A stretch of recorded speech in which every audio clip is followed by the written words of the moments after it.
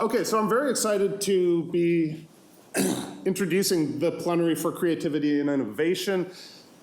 In some ways, you can think of this as the most important problem. Everybody thinks their work is the most important problem, right? But in some ways, I'm going to argue that this actually is the most important problem that we're facing today. So if we think about the past 10,000 years of progress in human society, it's been driven by technological, scientific innovation, our ability to discover the world and build on that understanding by others. And I think today, like no other day, that is being challenged, and we're starting to see questions about this. So there's a wonderful article in The Atlantic as just one example, questioning, is science getting less bang for its buck?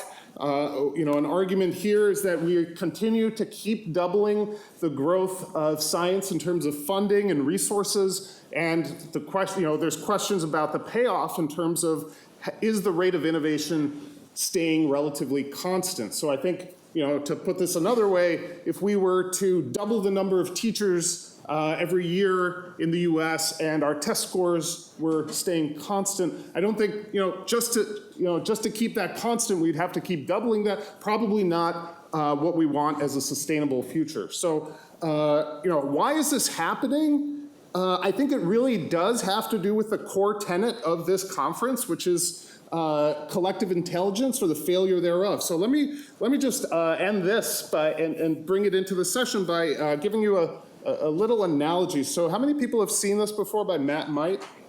Okay, so only a few. That's great. Stay quiet for that. So here's a circle that represents all of human knowledge. Okay. So when you go to elementary school, you learn a little bit. You go to high school, you learn a little bit more. You go to college and you get a specialization. Maybe a master's degree deepens the specialization. And then you go and you read research papers, right? And this takes you to the edge of human knowledge. And when you get there to that edge, you focus, right? And you push, and you push, and you push, and you push, and then finally,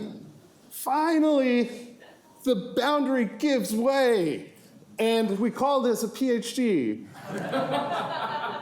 And the problem here, this is actually a great thing, right? This is a really good thing. But the problem, of course, is that that circle of knowledge is not constant. That circle of knowledge is continuing to grow every year, and our ability to reach that edge is taking longer every year. And that's not the only problem. Some of the biggest scientific discoveries, like Chrysippus, who discovered that sound waves work in a similar way as water waves, was able to connect these fields. He had to know both of these fields. And those probably weren't the first fields he looked in. We have to look in all of these different fields, right? So unlike the information that's growing every year, our cognitive ability as individuals to process that, find discoveries, reach the edge of knowledge, is not growing. In fact, has not significantly changed since we diverged from Neanderthal, right? And I've put the most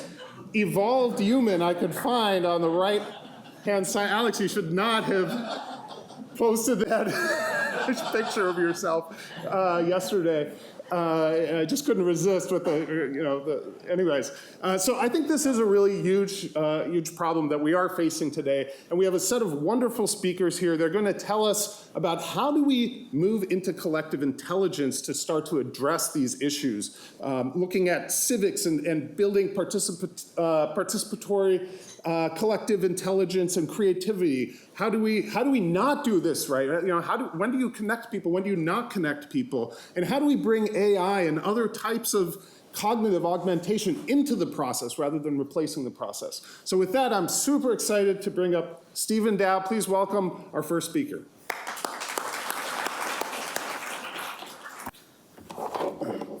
That was a great introduction, Niki. Thank you. So for the past few years, like many of us in this room, I've been studying groups like this. This is a group of people gathered together to design solutions for a bunch of different situations. It's actually from a workshop that I observed in San Diego. And through these observations, I've come to believe that the design process offers a wonderful, empathetic, human-centered approach to problem solving. But that design alone is not enough. We have problems that are too vast, complex, and interconnected for any one room of people to solve. And we can certainly educate people in design practice, in problem-solving skills, give them what they need to be the best individuals. But a single design team, no matter how diverse, hardworking, skilled, thoughtful, they're not going to be able to work on these really and make huge impact on these really complex problems. They can only explore a problem within their capabilities, whether it's due to limits on time, skills, mobility, cost. Single teams can only explore so many questions, alternatives, and framings around a problem. And so I argue, and I know I'm preaching to the converted here at Collective Intelligence, that to really make headway on some of these complex problems, we need collective effort. So it's the same argument that we heard from Tom yesterday, which I really resonate with. And I'm not talking about the kind of collective effort where you just put a bunch of people together in a room and see what happens, but one where we carefully structure interactions and put it together into a socio-technical ecosystem. So as one example, my group created a project called Community Crit, or Community Critique for short. And it's intended to supplement the kind of conversations that happen in those public workshops. So the community is invited to view proposals online, like urban design challenges, for example, how to revitalize a problematic intersection in the city. And our tool is designed for a mobile phone. People can go on their phone, and it borrows ideas from crowdsourcing, where people try to make meaningful contributions in a small amount of time. We're really trying to tap into the fact that people don't have a lot of time to go to workshops and that sort of thing. We wanted them to be able to provide some input. And they're led through a process where they learn about a proposal, and then they're invited to do these micro activities, like critique the idea along a certain dimension, or to elaborate the proposal in a certain way. So as one example of this workflow, one community member might propose an idea for a tower. This could be done online, or it could be done like in the workshop and uploaded. And then a second person would come along and do a short set of activities. And we have a bunch of canned activities like I mentioned, but one of them is you can actually pose a question for other community members to answer. And in that case, a third community member would come along and respond to that question. And so this is cool. We got a nice, rich, layered data set. We collected a bunch of ideas and got a bunch of input on all of those ideas. And the qualitative feedback from people who participated indicated that they really liked the ability to go in and have input on what was happening outside of the workshops. They also compared it to lengthy surveys. We were really intent on giving people an opportunity to make a meaningful contribution in a short amount of time. And from the planner's perspective, they saw it as an opportunity to bring back those ideas from the community back into the workshop, where they could continue to discuss and interpret what they felt was best for their community. One however here is that some of the planners expressed skepticism. One said that it gave voice to people who are too lazy to come to the workshop, which shows that some planners still have this mentality of face-to-face meetings are the place where innovation happens, the only place where innovation happens. Nonetheless, we did demonstrate that Community Crit provides a structured approach to enabling a larger community to constructively elaborate and discuss these design proposals. And so this is just one example of my group's work on what I call advancing collective innovation by creating social technologies or social computing to enable things like scalable brainstorming, collaborative sense-making, community feedback exchange, team formation, consensus building. These are the kind of elements that I think are really important to address through socio-technical ecosystems. And we've developed a number of strategies and tested out a bunch of things in the lab, and in my classrooms and in Mechanical Turk, but we really felt like we wanted to get some of this stuff outside of the lab. Community Create is one example of that. But in order to really test our tools out in the real world, we needed to create some motivational impetus for action. And that impetus was what we call Design for San Diego. It's an initiative known as D for SD, which is a citywide design competition where people could address a key problem in a city. So it's really important that it's a local emphasis here. That was one of the driving motivators for us. But they could take a problem like transportation and all of its many threads: commuting, parking, accessibility, bikeability, preparing for automated vehicles. And our goal here was to create an enriching educational experience by focusing on real problems. And there's nothing that students love more than learning by doing on a real problem that could have a real impact. And it didn't hurt to have the San Diego mayor and the UCSD chancellor and Don Norman, who, how many of you guys know Don Norman? Yeah. Kicking off our event and really making it into a great success. Another goal was partnering with other organizations in the city who are already focusing on transportation. A lot of what you see in innovation contests is a lack of traction after ideas have been presented. And so it's really important to have the right people in the room and to really bring together young innovators, professional designers, experts, decision makers to help ground this challenge. And over the course of several months, hundreds of people came out, participated in our different events, and submitted ideas, solid ideas like beach access for all, a center for helping people get more comfortable with the experience in riding in an automated vehicle, a system for alerting drivers about the presence of bikes to improve bike safety. And the winning team was not a group of professional designers, but a team of high school students, providing validation to us that everyday people from the community can have ideas and energy and optimism, and we want to harness that and coordinate that. And as researchers, what I'm really interested in is studying the underlying mechanisms and their emergent behavior. And so one of the things we did is working with my, at the time, intern Brian McGinnis from Cornell. He's now going to be a postdoc in my group in a couple of weeks.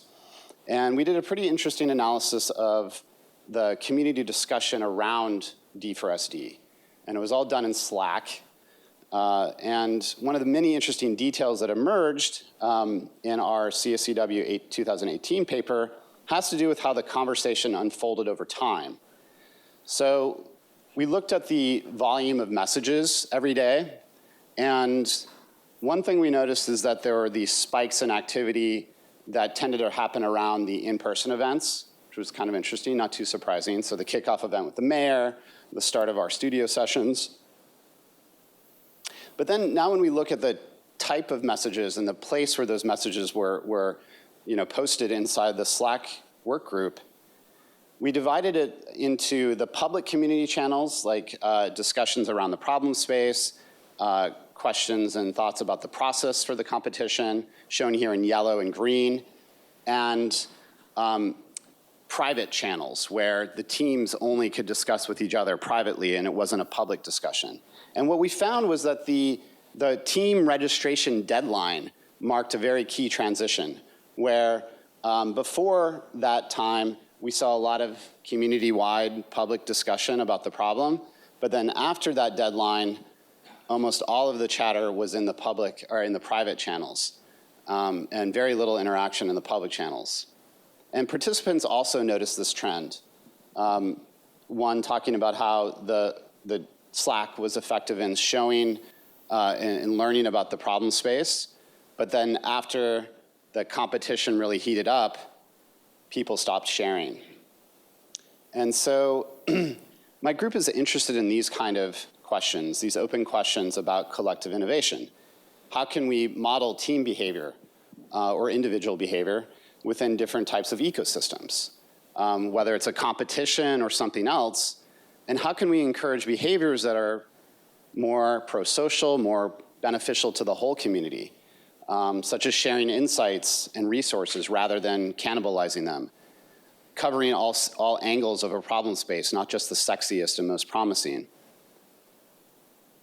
One of my students also recently pointed out to me that at UCSD this year, we had over a dozen innovation challenges. And it's wonderful. It illustrates that people really want to have this kind of problem-solving exercise and learn by doing on real problems. But rarely are the concepts that come out of those challenges shared forward with the next competition. I would not be surprised if most of what comes out of them are reinventing the wheel, reinventing ideas that have been invented somewhere else. And I suppose there's something new to be learned each time you do that, but wouldn't it be better just to leverage those examples, harvest them, create experiences for people to make sense of the previous solutions? If they're doing sense making and analyzing them, we can take a page from Niki's book and pass that sense making on to the next person, harvest that, get value from that. We also have a bunch of projects like the Community Care Project that focus on community feedback and how to best structure feedback exchange. And how can we create more resilient team structures? I do think there's a really important, we cannot forget the value of a team. Teams are a great way to get people motivated and have the set of skills that you need to go further. I'm going to talk more about that in a second. But, luckily, because we were successful with the first one, we're going to be able to bring this back next year.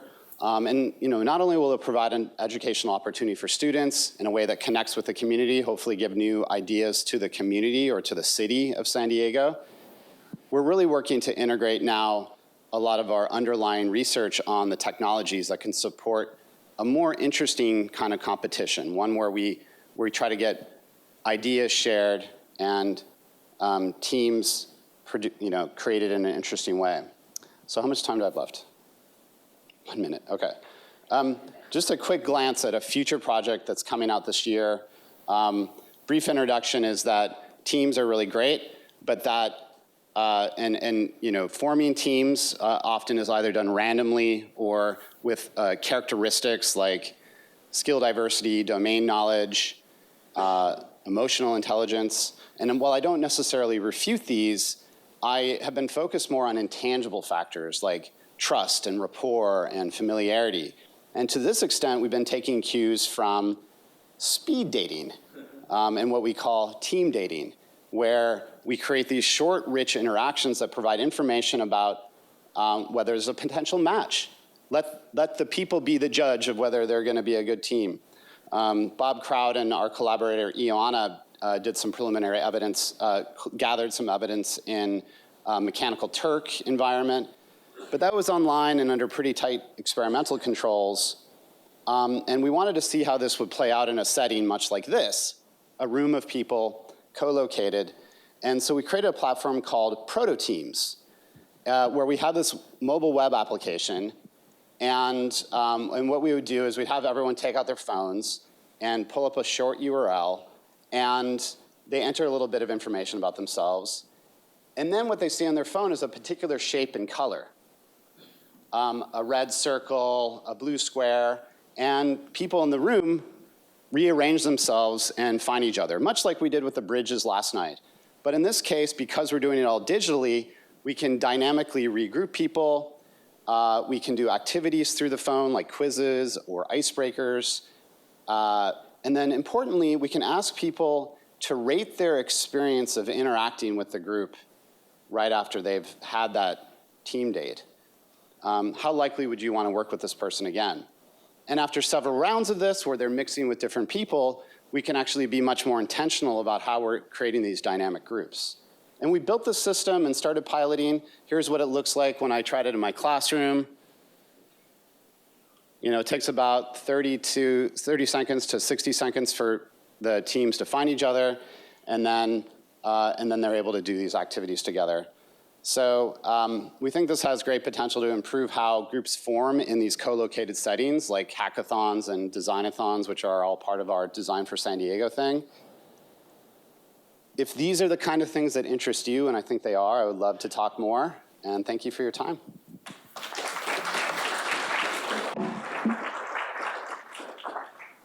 So,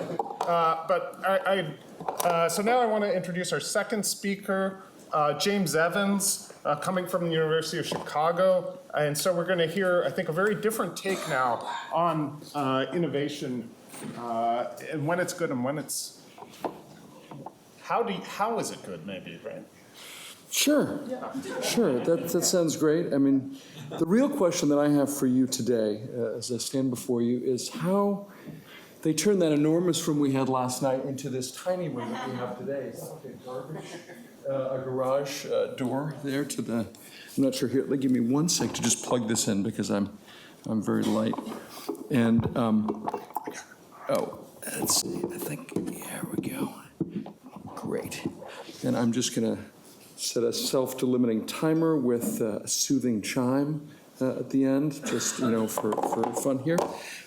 So I'm a sociologist from the University of Chicago. and I'm talking about social limits to understanding and how to think about redesigning creative crowds in that context. I run a little computational social science program at Chicago and a lab called Knowledge Lab, which is really focused on large-scale data, machine learning, and intelligent crowdsourcing. And we're creeping into experiments. I know this is an experimental crowd, and so I'm really excited to learn more from you today. So, and so we spend a lot of time kind of measuring knowledge, typically at large scales, but also in increasingly small scales. My view of the science and technological enterprise is that it's a complex system that has multiple components tightly coupled, leading to emergent phenomena, like emergent certainties about forces, theories, technical components in the world. And today I'm going to talk about how social connection and in some cases, ubiquitous connection ends up limiting collective understanding,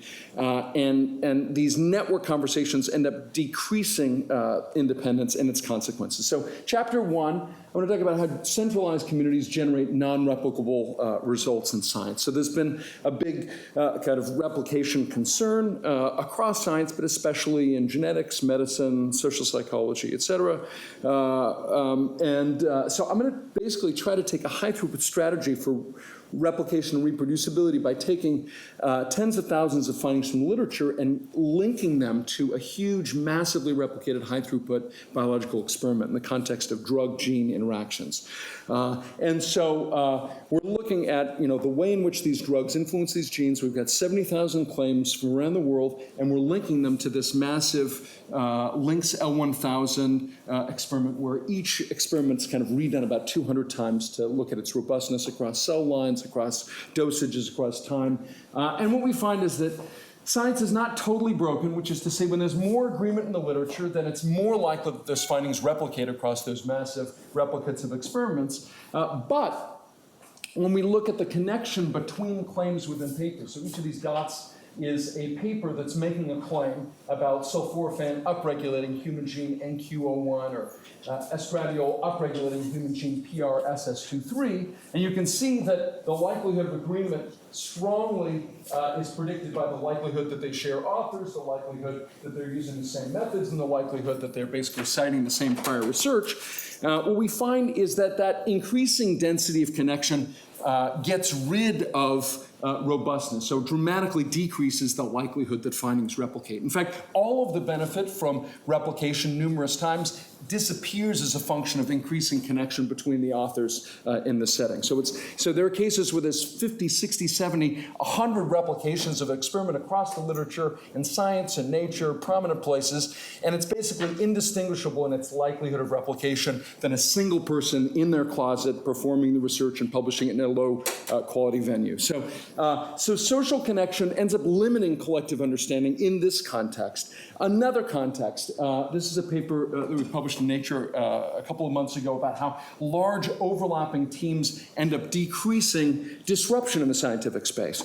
So big teams are everywhere. They're increasing even in the humanities and social sciences, but certainly in technological development, in big science and biological and physical sciences. And much of the literature, I would say this is a critical assessment of the literature about teams, is that basically we've got massively networked, challenging, transformatively difficult problems in the 21st century, and so the manifestation of large-scale teams is a kind of a revelation that they must be necessary, right? That they must be necessary to solve these problems. I'm not saying that there aren't problems that require large-scale solving, so consider the gravitational waves identification that won the 2017 Nobel Prize. 1,069 authors on the prize-winning paper that identified basically two massive black holes colliding in the universe and validated Einstein's prediction from a very small team. Einstein himself, who won the 1921 Nobel Prize in physics on the photovoltaic effect, but also on these assessments. This experiment may have, in some sense, been the most conservative experiment in history, because they basically tied the outcomes of the experiment to the theoretical estimates. So basically, anything that didn't conform with the general relativity theoretical estimates was assumed to be a miscalibration of the machine. So it was designed so that it couldn't, by definition, possibly generate any surprise. Not to say that it wasn't a marvel of 21st century engineering, but it was the 30 years of replication and identification manifest essentially this conservative effort. So we basically looked at the team structure and size and tried to basically assess the likelihood that basically small teams were more likely to be involved in this kind of creation, exploration, subversion, originality, and large teams on the solution of those problems, the exploitation of those investigations, succession, et cetera. So we basically took network data from the Web of Science, so across the US Patent and Trademark Office, across GitHub, resulting in about 65 to 80 million teams, basically, that we're assessing. And then we identified a measure for disruption, which is basically the likelihood that the work that you build, these are citations at the top, eclipses the work on which you build. Right? So that subsequent generations see your work as a distinct research stream that doesn't build incrementally on the work behind it. And it turns out when you do this, that it ends up kind of like, you can see the difference between review articles and the original articles. We identify all prizes basically in this space. We survey people. We identify the underlying contents, and it turns out that it really distinguishes the way in which people see the work. They're endorsing, confirming, and demonstrating disproportionately, like 200% more likely in the developmental case, and talking about change, introduction, advancement, how, what, and why in the disruptive case. So we do this, we like splay this out for every work. Every one of these trees is a work. The up sloping green branches are branches that only cite the work in question, that see this distinct from the past, versus downward sloping branches, which recognize that work in the context of a history of prior contributions that cite that work and the things before. And we find an exponential decline with team size in this disruption percentile, from 1 to 10, from 1 to 100. We find it in patents, we find it in software. It doesn't matter where we slice it through this distribution. And it turns out, what's a small team? Again, it doesn't matter. Just like the difference between 1 and 2, between 29 and 20 and 30, every cut that we were able to measure up to like 40 was a distinctive cut. And we find it across fields, times, places. The one modifier is basically as impact increases, it dramatically increases the likelihood of this effect. So with large scale, like high impact work, it's much, much more likely for large scale teams to be much more conservative, small teams to be much more disruptive. And it turns out that it's associated in part with very different search approaches. So basically large scale teams are picking yesterday's hits, which is a conservative approach. If you're a production studio and you're trying to decide between developing Slumdog Millionaire or the next Transformers, Transformers 9, right? That would be the next Transformers. What are you going to pick? Transformers 9, because it's going to get Transformers 8 receipts minus epsilon, right? Like that's what, their eyeballs, there's a market of attention already waiting to receive it. And so this is basically the systematic strategy that large-scale teams perform. They look for big things, which are yesterday's hits, which ends up influencing the likelihood that they're cited immediately. And so basically small teams are much more likely to be cited in the future. Large teams, their market, their eyeballs are there. They're waiting to consider them. And I won't talk about the structure of these teams because I don't have time. Basically also another kind of case and point is that we see when we look across science investigations, if we build a simple probabilistic model that calculates the likelihood that people combine things in the literature, that flocking, which is characteristic of modern science and technology, ends up limiting future understanding because everybody is trying to get the attention of their peers to maximize the likelihood that they get cited. And that's the systematic strategy in looking at 50 years of biomedical chemistry, medicine, et cetera. But that we can do much, much better if we actually span out further into the search space. The problem is if you fail, then you fail. Then you drop out of the system and you die. You don't get funded and renewed. Similarly, when we look at the success of fields, when fields grow, it's associated with an exponential decline in the likelihood that your work will become part of the canon, which is increasingly shared across those systems. So a phenomenon that we call canonical crystallization. So there's kind of a collapse of ideas as you look forward. And it turns out that you can think about this information theoretically. If you've got two random variables, x and y, as the mutual information between those two variables rises, then the joint entropy between those variables shrinks, right? So it's just as you basically find more topics to converse over, the diameter of the ideas basically that are expressed in this conversation decreases.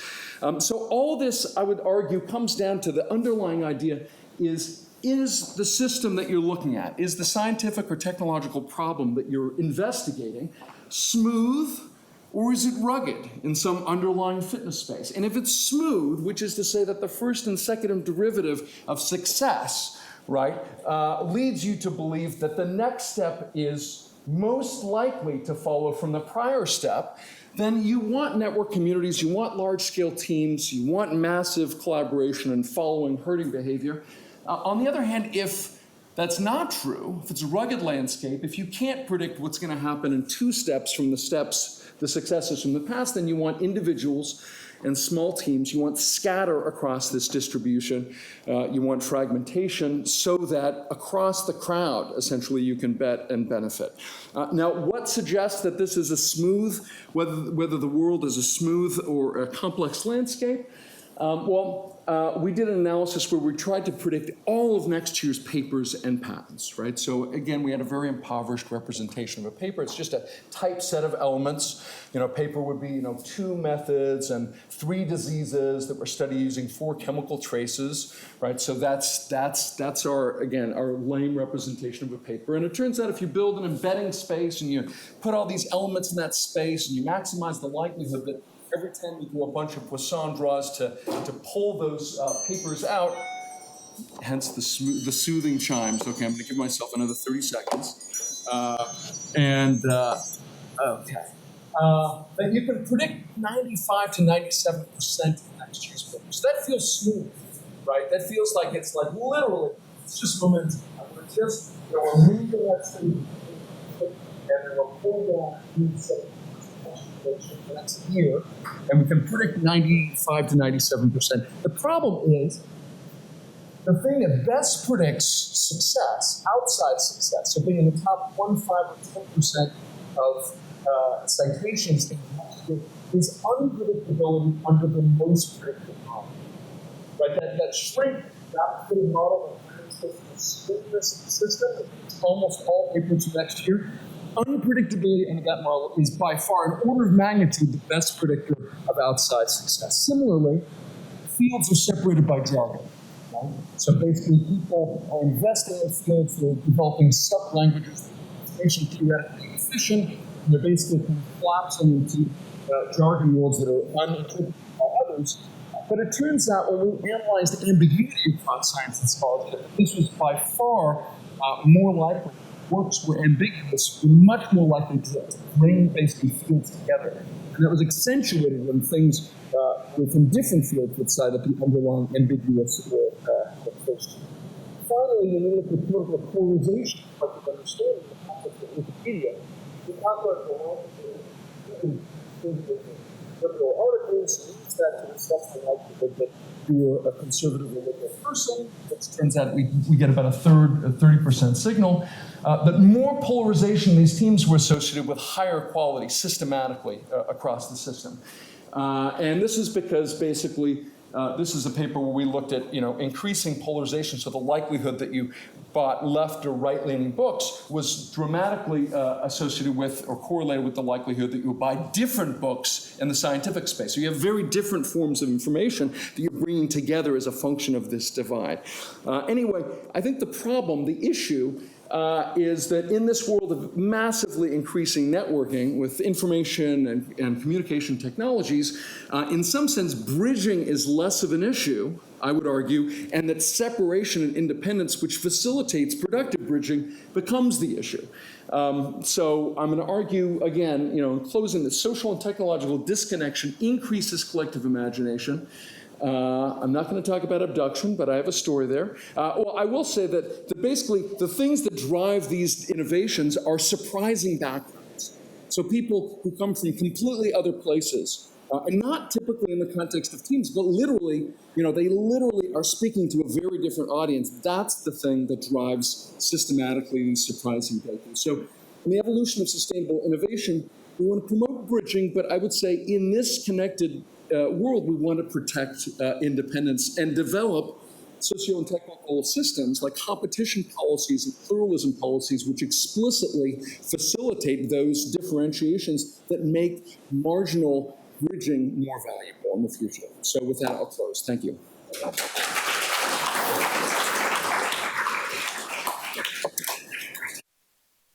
Sorry, I feel like my role here is to instigate conflicts between people. So I'm instigating one between James and Daphne. So from disconnection to connection, I'm happy to introduce Daphne Shahaf from the Hebrew University of Jerusalem, who will be talking to us about analogies. Hi, first of all, can you hear me all the way to the back? Yes, good. So, by the way, this is the first person I ever met that can do more slides per minute than me. I'm impressed. And I'm going to give you a fast-forward version, also not as much fast-forward, of this project that I've been super excited about.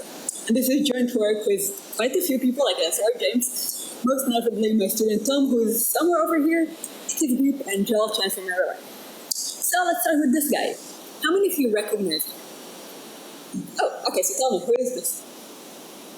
Yes, very good. Usually I get like one person. This is Thomas Edison, also known as America's greatest inventor, responsible for many things that you've heard of, like the phonograph, the motion picture camera, and the practical light bulb. And the reason I had to explicitly say practical light bulb is that while I was looking up stuff about Edison, I realized that the internet has gone completely insane about the question of who should get credit for the light bulb, whether it's Edison or Tesla. And when I say completely insane, I mean it, okay? You can even buy a t-shirt supporting your favorite inventor. So anyway, forget about this. Edison, a great inventor, and I recently stumbled upon an interview held with him, where he talks about what makes somebody a great inventor. So Edison said that in working out an invention, the most important quality of an inventor is, can you guess? Okay, persistent, open mind. Let me tell you what he said. Plenty of money to throw away. The second most important quality of an inventor, according to Edison, well, this is a bit more vanilla, imagination, because you can imagine something that doesn't exist. But what really got to me is the third thing. The third thing, according to Edison, is a logical mind that sees analogies. Now, the next paragraph is just too good, I had to share it with you. So it says, a logical mind that sees analogies, and then immediately says, no, not mathematical. No man of mathematical habit has ever invented anything that amounted to math. And then he said that he himself doesn't know anything about math, can't even do proportions, but he can hire all the good mathematicians he thinks for $15 a week. Okay, well, let's get back to it. Said a logical mind that sees analogies. And you have a point, because analogy has been a driving force of innovation for centuries. Okay, many world-changing ideas involved analogies, where ideas from one domain were used to solve a problem in another. Niki just told you about how the ancient Greeks observed water to understand sound. Salvador Luria got a Nobel Prize for a model of bacterial mutation that he got after watching a slot machine.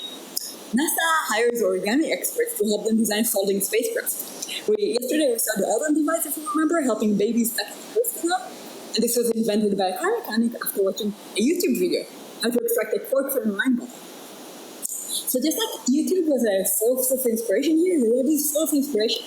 We have patents, scientific publications, websites like Kittur, or incentives, open idea, conservation acts. Am I insulting somebody in the audience? Am I forgetting some website? Anyway, and this is really a great opportunity for us to find analogies in all this data.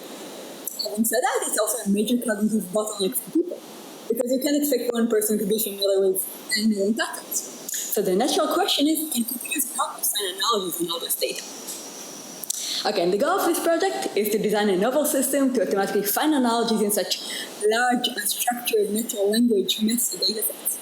And if today analogy finding relies on serendipity of one person, we want to transform it into a reliable, on-demand process that can scale to millions of ideas. They want to come up with new tools and theories that will hopefully revolutionize medicine. With me so far? Good. Okay, so one more thing you need to know. Unfortunately, analogy has been a holy grail of AI for quite some time. There's a recent book arguing that the problem is AI complete, in the sense that if you solve analogies, you solved all of human thinking. So why do we still want to tackle this? Let me tell you about the plot. So there have been decades of work in cognitive psychology about how one person innovates technology. This is what it looks like. You start from a problem, like I want to design a safe kindergarten chair. First thing you do, you abstract a problem, for example, and something that does not go over. Then you take this abstraction and you use it to find analogies in other potential different domains. For example, scriptless cups or wiggle wobble codes.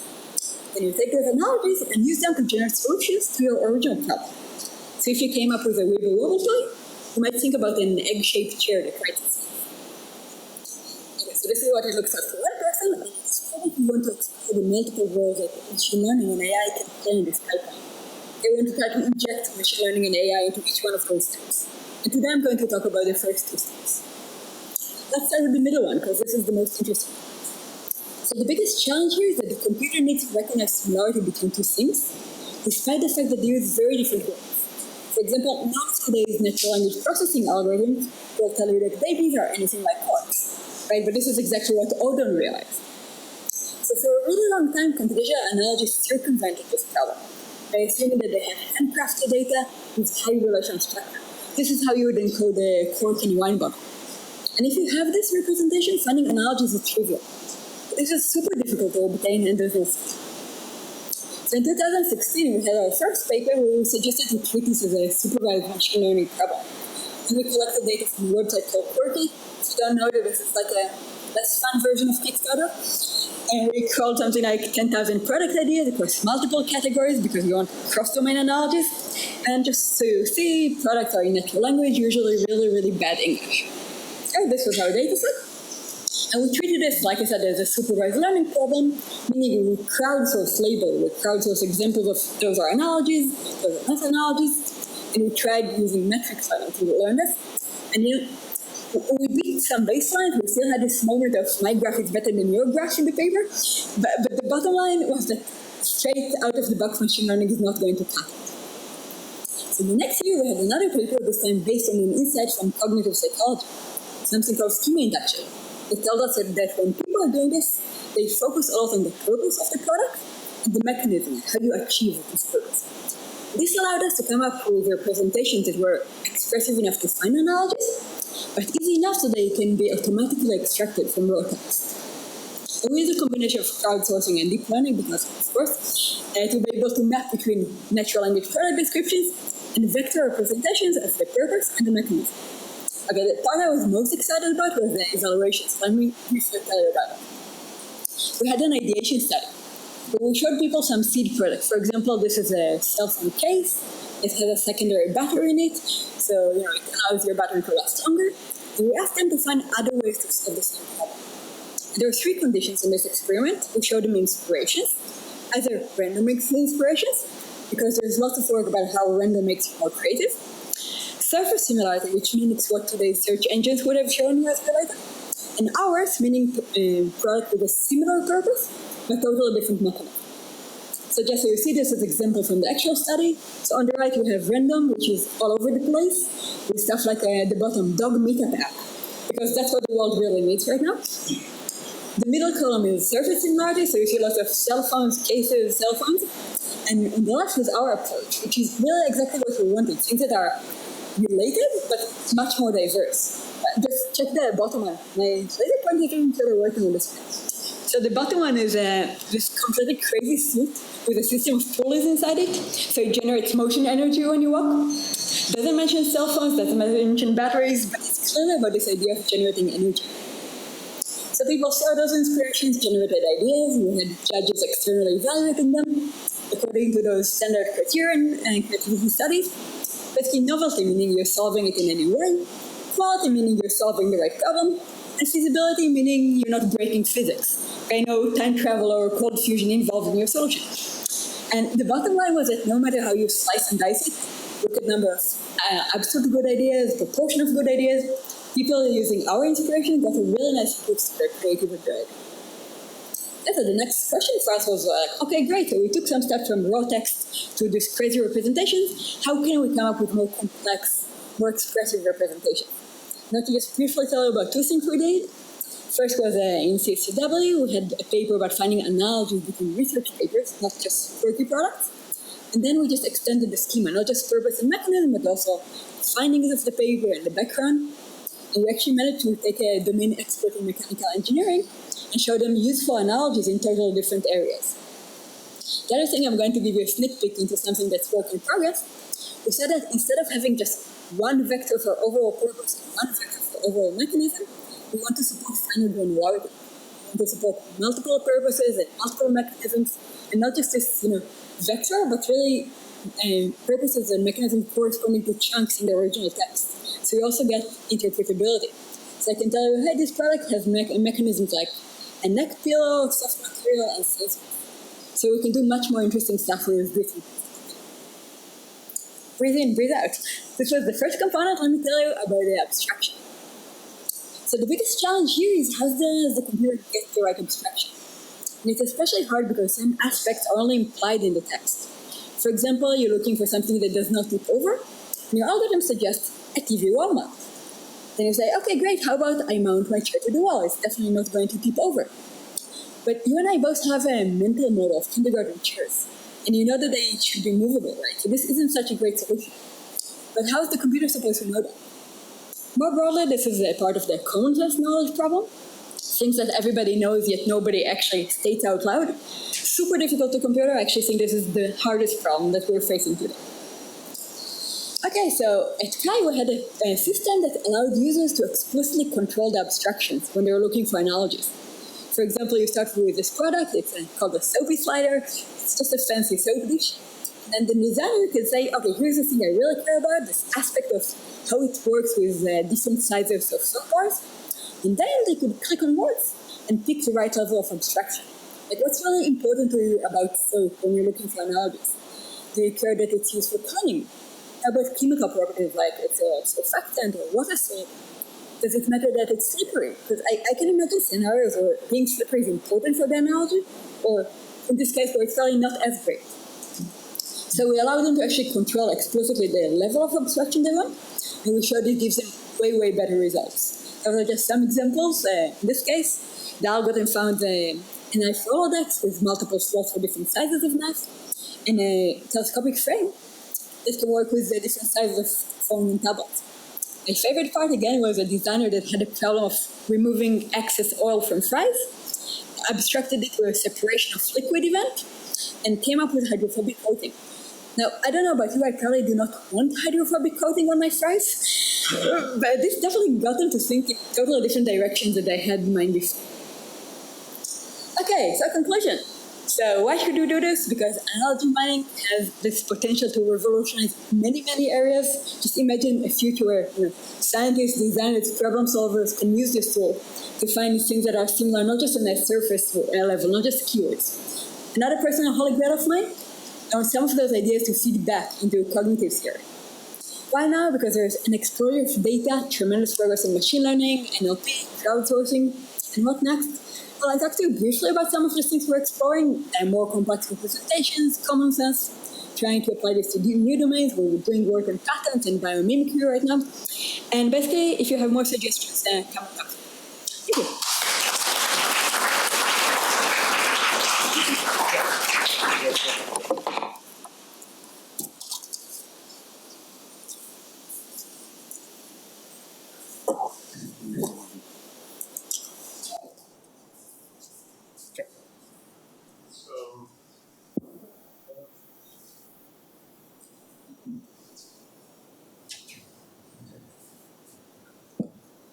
Then you have to turn those on. They're on. Hello?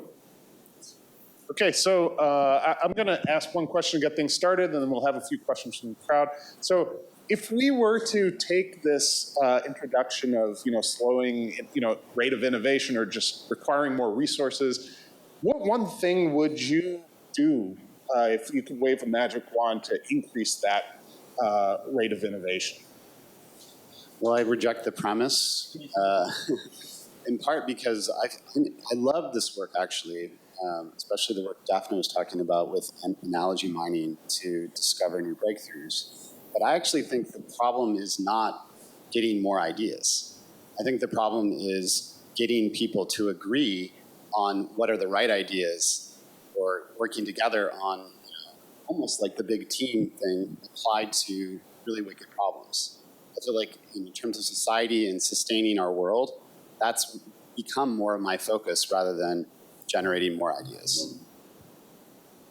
So I'm a sociologist, so I didn't expect to basically be like against connection, right? I mean, that was, that wasn't the design, that wasn't my hypothesis. But I must say, over like 15 years of like banging my head into this this problem at large scales, I must say, when I just came from the National Science Foundation in China, speaking with the director and their staff, and I think, one of the, they're in a position where they don't have the inertial issues that our funding systems do. They can start over, they're massively growing their systems. And I would say one of the biggest things they could do is, in fact, maintain independence and basically take a very different stance with respect to risk.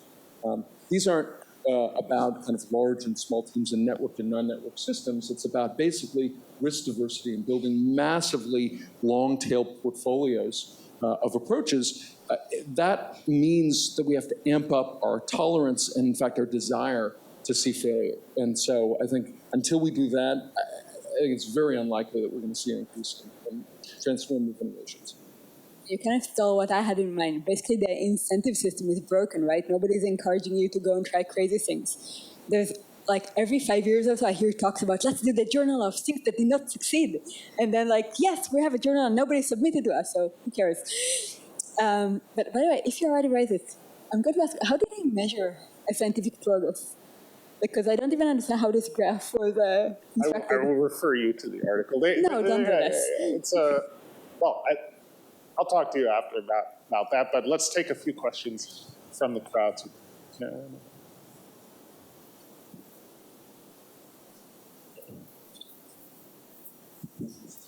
Hi. I'm especially interested in hearing a little bit more about the work that Daphne was doing. So I also do some work on schema induction. And so thinking about the comparisons that you made, it doesn't surprise me that the schema induction that you did was better, but I'd like to understand more about what it is that's triggering the creativity, because it seems to me that actually something that's not that great at doing schema induction would probably be better than something that an NLP person would think was doing better at schema induction, because the better one might give you something that's too similar that kind of keeps you in a rut, whereas something that is reasonable at schema induction might be similar enough, but different enough that it triggers that. Whereas the TF-IDF is probably giving you something that's really surface similar, but doesn't have that deep spark to it that would actually get you to think about the structure of a problem. So, but there's a lot of range in there for difference in how you might bring up things to show people, and it seems like there's also a lot of room for improvement, even though you got twice as much of an effect over your control. So I guess what I'd like to hear is more, what do you think is the essence of what it is that you really need to capture based on what you've seen in kind of a closer look at your data? Okay, first of all, don't worry. Even like the best NLP tools today don't really work for what I need. So we're nowhere near the case that NLP is going to get us the perfect thing. So I think that we're currently in the process for exploring multiple representations exactly to this. Ideally, I would love to have as much relational structure as I can, being able to actually understand that, this is a part of that. And, we've been working on patents, for example, and you can read a patent about an airbag that's 30 pages long. And at no point does it even mention that it's about safety or crashes or cars. It just tells you about how the air pumps into this thing. So that's the thing I need the most to be able to get better analogies. Things that everybody knows, but no algorithm can actually give me right now. And I think if we do this, even what you said, the most stupid methods, just give me some embeddings of the purpose, some general embedding of the mechanism, can get us really far. And I just want to say that we're not going for perfect recall. I'm okay if I miss 90% of the thing, as long as the things I get back actually get somebody to think in a total different direction and fill the gaps for me. We have time for one more question, and then you can catch our speakers at the coffee. Yeah, I'm going to do a redux of your question about the magic wand, but I'm going to give it a different twist. So I actually work in industry, and I lead innovation for a large company. So I think one of the things that you all touched on was that let's make the difference, by the way, between ideas and innovation. Completely different things. Innovation is about inventions at scale. Inventions come from ideas, so that's the challenge, right? When you actually have proper inventions, like these kind of things, this is typically a combination of a bunch of other things. And between this and the invention of the steam engine, it's the same pattern. So one of the things I think we are not doing particularly well is to have the ability to combine things at scale. So all of us actually create a bunch of ideas, but at least for industry, it's actually really hard to go combine the stuff that you do. So each one of you actually touched upon it, right? From design practices to analogies and your large groups, small groups. How do we make it all our work? How do we find ways of combining it more easily? Right? I'm less interested in the bottoms up. I mean, super important ideas, etc. How do we take the stuff that is out there and combine it better?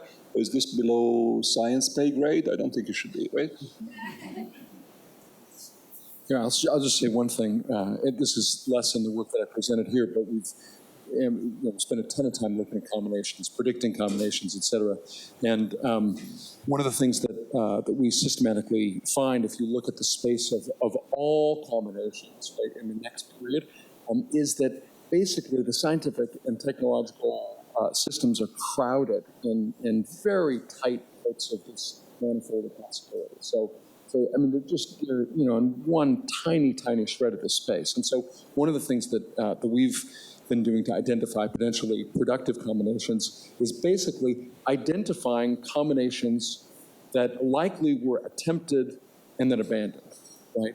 As a function of the density in certain spaces, and it turns out that these are very likely to predict things if you go into these labs that were attempted and then, they didn't succeed, and there's no journal of irreproducible results, and so you don't, but you can predict many of these. And so they basically, one possibility is basically understanding the space so that you can identify things that are outside those dense combinations of places that were likely never imagined by persons, right? And they were likely never imagined for a couple of potential reasons. One is because it requires a massive amount of random access memory, so it requires many different things combining, or they're in just junctures of the system for which there's no incentive for people to participate because the risk is too high. I don't know that question's interesting. I think one part of the answer, kind of riffing on what James was talking about, has to do with whether there's independence or interdependence, whether people are sharing our ideas or not. I kind of addressed that in my talk and framed it as sort of a problem, although cast in another light, independence does lead to that spreading